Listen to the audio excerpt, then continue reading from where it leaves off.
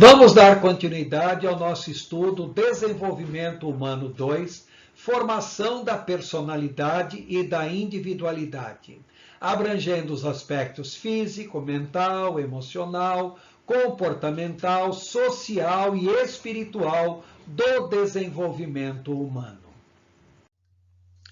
Então vamos primeiramente tratar a respeito da primeira infância ou maternal.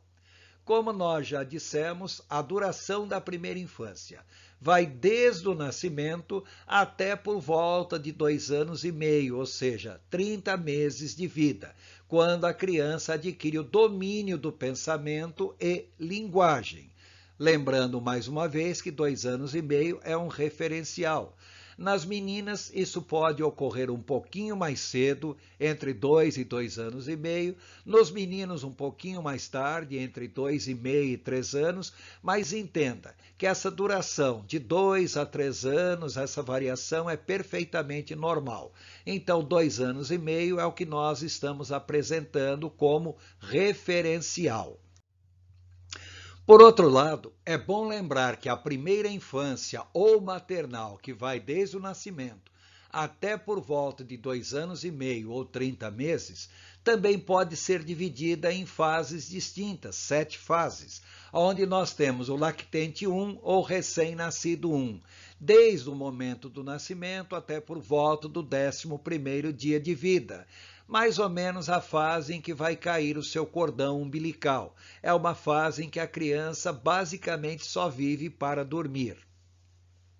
Depois vem o lactente 2 ou recém-nascido 2, desde o 11º dia de vida até o 28º dia de vida, ou seja, a conclusão do primeiro mês de vida. Também é uma fase em que a criança dorme bastante, mas já fica mais tempo acordada, e é uma fase em que começam a manifestar as terríveis cólicas. Depois vem o lactente 3, que é a fase dos primeiros atos de inteligência, que abrange o 2º e o 3º mês. É um período em que a criança agora já fica mais tempo acordada, muitas vezes atormentada pelas cólicas, e também é aquela fase em que a criança já começa a deslocar os olhos, tenta mover a cabecinha, embora ainda não tenha firmeza da cabeça. Depois vem o lactente 4, que são os primeiros hábitos motores e percepções organizadas, do 4º ao 6º mês de vida. Nessa altura, a criança já está com o corpinho mais durinho, já está muitas vezes conseguindo sentar, já consegue deslocar a cabeça de um lado para o outro. Lembrar que todo esse período, desde o nascimento até o 6º mês de vida, é chamado de lactente, porque é o período em que a criança deve ser principalmente amamentada, aonde outro tipo de alimentação complementar não precisa necessariamente ser inserida na dieta da criança. Depois vem a fase maternal, uma fase em que a criança vai desenvolvendo vínculos com pessoas, com o seu cuidador ou com a sua cuidadora, de maneira especial com a sua própria mãe, daí o termo maternal. No maternal 1, que é o desenvolvimento da inteligência sensomotora prática, que abrange desde o mês 7 até o mês 11. É um período em que a criança agora já aprende a sorrir, já aprende a interagir, ela já senta, já quer pegar objeto e assim por diante. Depois vem a fase maternal 2, que é o domínio do andar e do desenvolvimento das relações de causa, que vai desde o mês 12 até o mês 18. Nessa altura, a criança já aprende a andar, já aprende a interagir, já tem um domínio maior de si mesmo, já desenvolve vínculos com as pessoas, em especial com a mãe. Então, é uma fase extremamente importante, embora possam ocorrer muitos problemas nesse período.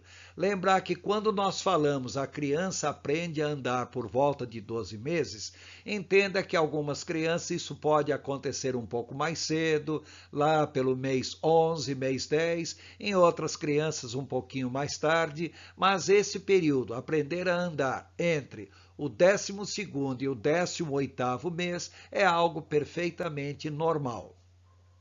E depois vem o maternal 3, que é o domínio do espaço físico, desde o mês 19 até o mês 30. Lembrar que nesse período a criança, ela não só aprendeu a andar, como ela está adquirindo uma plena coordenação dos seus movimentos corporais e mais do que isso, vai adquirindo um pleno domínio de espaço físico do ambiente onde ela está.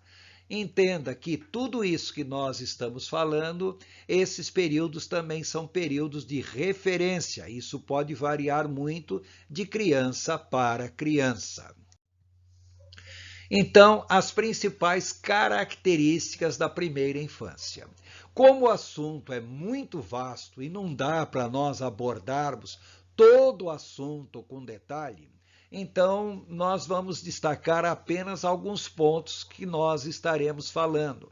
Esses pontos que nós estaremos falando, eles sempre estarão destacados em fundo amarelo. Então, principais características da primeira infância.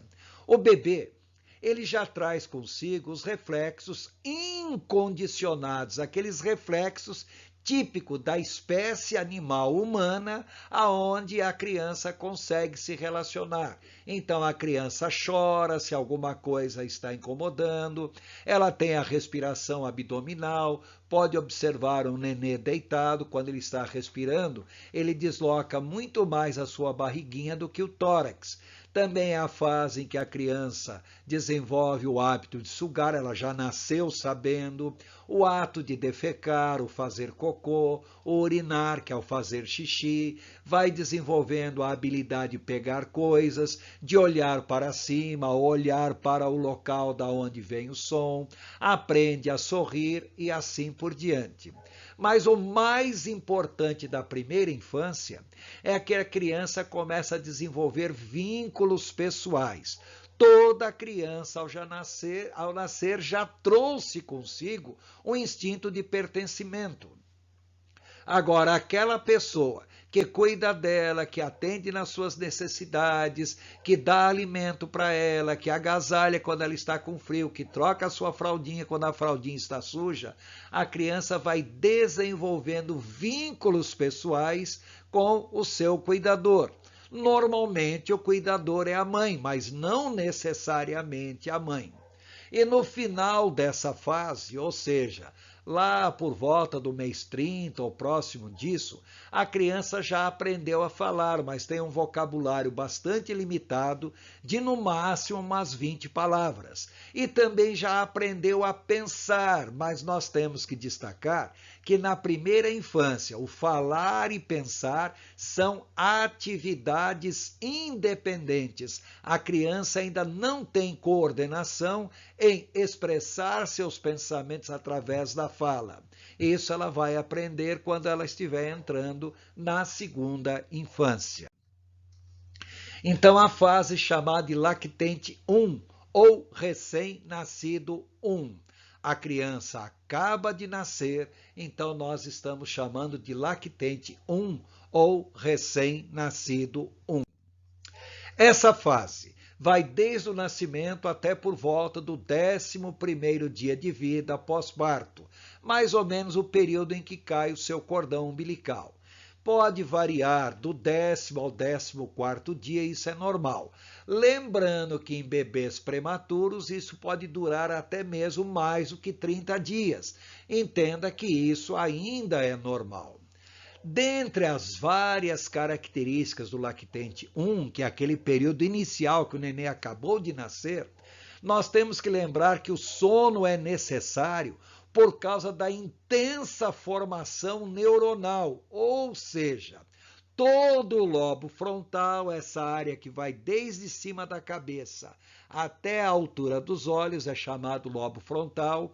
Essa fase está em formação intensa, porque quando a criança está no útero da mãe, o lobo frontal praticamente não está formado, e isso é necessário porque O parto natural é a única forma de parto que existia no passado, então a criança, para nascer, passava pelo canal cervical do colo do útero da mãe e havia necessidade que os ossinhos da cabeça encavalassem um no outro, então a criança não tinha o lobo frontal. E o fato desses ossinhos encavalar é para vocês entenderem por que uma criança nasce com as moleirinhas em cima da cabeça e com as fontelazinhas do lado da cabeça, que era para permitir o encavalamento desses ossos.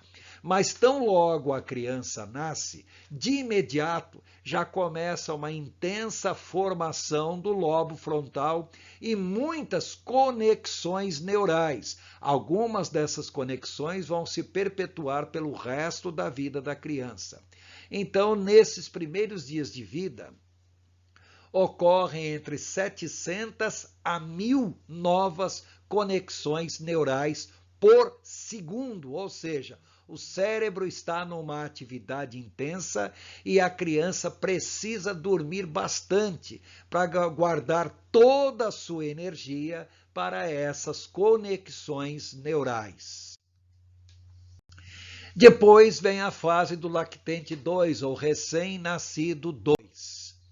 Essa fase ocorre mais ou menos a partir do 11º dia de vida, quando cai o cordão umbilical, e vai até mais ou menos no final da 4ª semana, ou seja, todo o primeiro mês de vida da criança.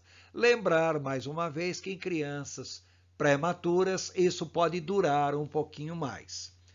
Nessa fase, lembre-se que nós estamos falando do animal humano. O ser humano, ele vive basicamente em função dos seus instintos, ou seja, dos reflexos naturais incondicionados.